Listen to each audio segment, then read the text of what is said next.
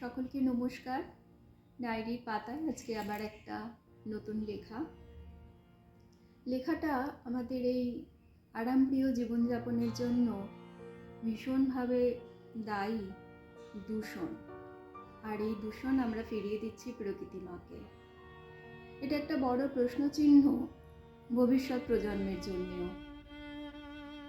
লেখাটার নাম দিয়েছি ধরণীর শক্তি। প্রশ্ন করল আগামী বর্তমানের কাছে, শক্তির পরীক্ষায় কে জিতল, প্রকৃতি না মানুষ?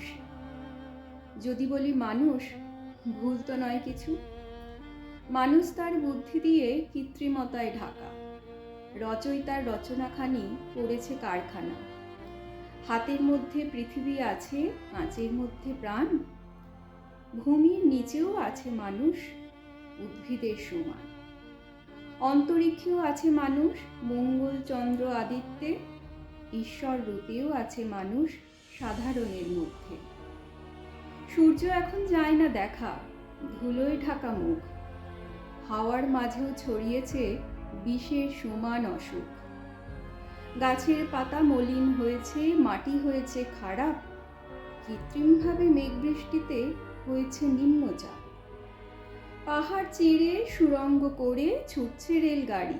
বাঁচছে সময়, যাচ্ছে জিনিস অনেক তাড়াতাড়ি।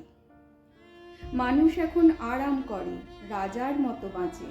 মেশিন দিয়েই হচ্ছে কাজ, রিমোট থাকলে সাথে।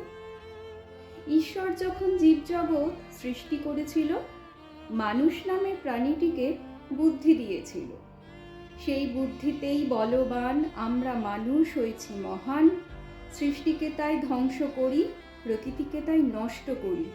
জব্দ করি পঞ্চতত্ত্ব, আমরা শক্তিমান।